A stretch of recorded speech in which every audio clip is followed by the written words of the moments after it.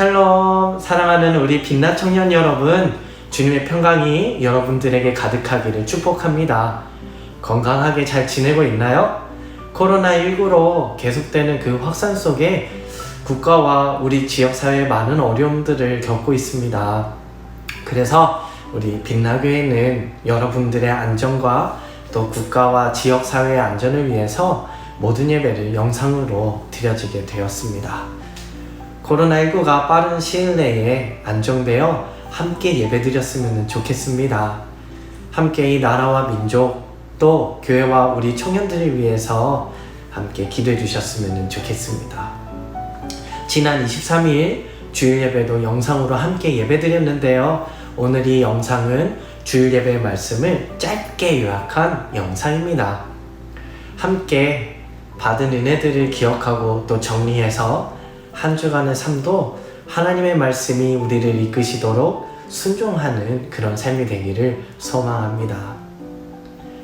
주일 예배의 말씀은 출애굽기 19장 1절에서 6절까지의 말씀이었습니다. 시내산 광야에서라는 제목으로 말씀해 주셨는데요. 시내산 광야에서는 어떤 일들이 있었나요? 말씀을 통해서 함께 오늘 알아보았으면 좋겠습니다.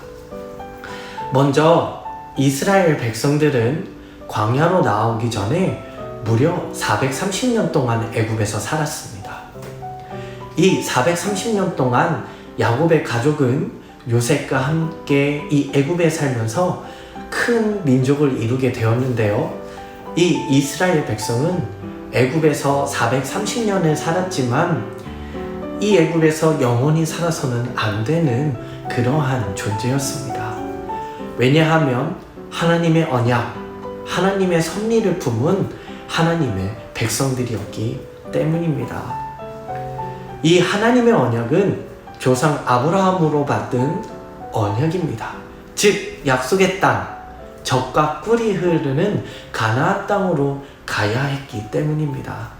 하지만 이 이스라엘 백성은 430년 애굽의 노예로 살게 되면서 스스로 애굽을 떠날 의지도, 소망도, 방법도 모두 잃어버리게 되었습니다.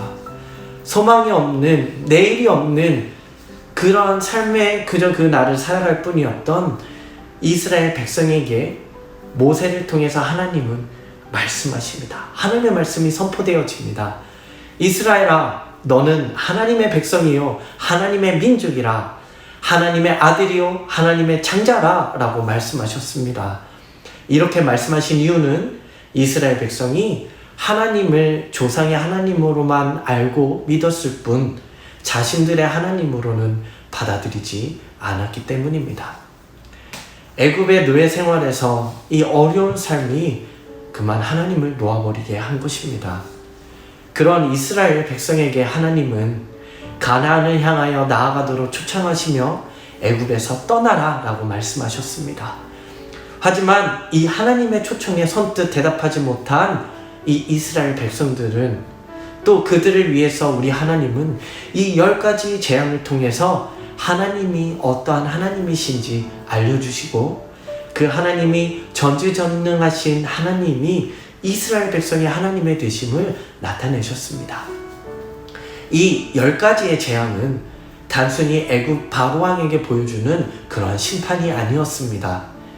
이 일을 통해 이스라엘 백성에게 하나님은 과거의 하나님이 아니라 지금도 역사하시는 하나님을 깨닫게 해주시기 위한 하나님의 선포였습니다.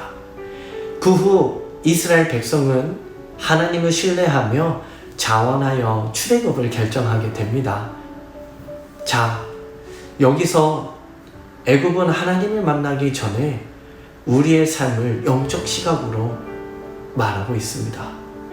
죄의 노예로, 나의 정욕의 노예로 살면서 스스로 이 애굽에 살면서 떠난 의지도 소망도 방법도 잃어버리게 된 우리를 우리 주님은 찾아오셨고 또 여러 하나님의 은혜를 통해서 하나님이 우리의 하나님의 되심을 알려주셨습니다.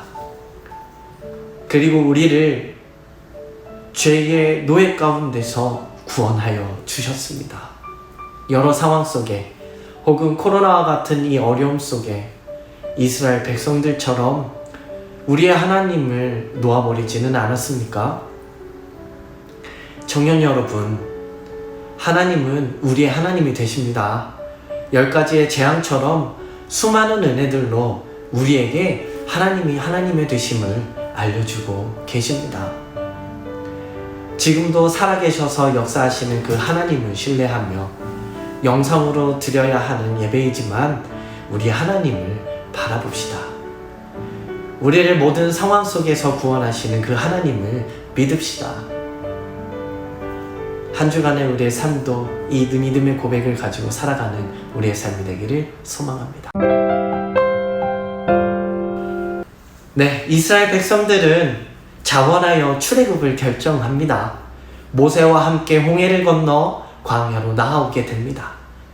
아브라함과 같이 갈 바를 모르고 출발한 믿음의 발걸음이었습니다. 이것은 단순한 방향을 가리키는 것이 아닙니다.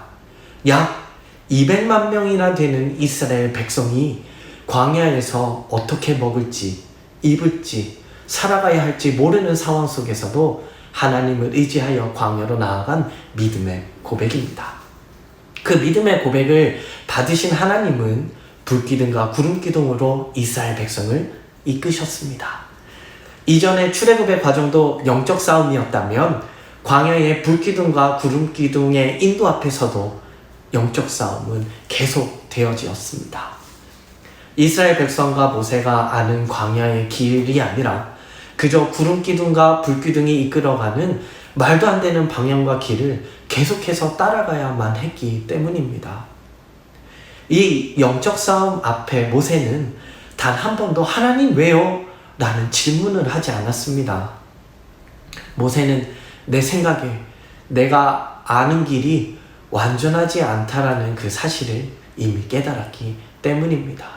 그리고 또한 실수가 없으신 그 하나님을 믿고 신뢰했기 때문입니다. 이렇게 불기둥과 구름기둥의 인도함을 받아서 이스라엘 백성과 모세는 시내산 광야에 도착하게 됩니다. 홍해를 건넌 지 약 3개월 만에 도착하게 된 것입니다. 실수가 없으신 하나님이 왜 시내산 광야로 인도하셨을까요? 또한 여기서 1년을 머무게 하셨는데 그 이유가 무엇이었을까요? 이곳 시내산 광야에서 3가지의 하나님의 축복을 주기 위함이었습니다. 첫째, 모세를 시내산 위로 부르셔서 시내산 언약을 맺게 하셨습니다. 우리에게 그 10계명의 언약을 주신 거죠. 둘째, 그 시내산 언약인 성막을 건축하게 하셨습니다. 성막뿐만 아니라 제사장 제도와 또 제사법, 절기법 등을 우리에게 세워주셨습니다. 셋째, 성막의 건축이 완성된 후에 모세를 통해서 이 레위기의 말씀을 설교하게 하셨습니다. 하나님이 이렇게 3가지 나타내 주셨던 하나님의 역사는 하나님 나라를 세워가기 위한 기초를 세우신 것입니다. 즉 하나님을 예배하는 제사장 나라의 기본틀을 만드셔서 세상의 왕의 통치와 다른 하나님의 통치가 있는 하나님의 나라로 만드신 것입니다. 또한 이곳 시내산 광야는 모세가 이스라엘 백성을 이끌고 나오기 전에 40년 동안 광야에서 하나님을 예배했던 곳입니다. 바로 광야 왕궁에서 바로 왕궁에서 도망쳐 나와서 의지할 곳이 없을 그때에 이 모세가 하나님을 만났던 그곳, 다시 출애굽의 소망과 희망을 찾았던 그곳, 바로 그곳이 시내산입니다.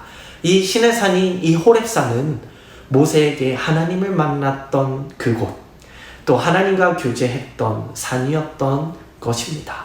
그 감격의 장소에 하나님은 이스라엘 백성과 모세를 다시 인도하시고 불러주신 것입니다.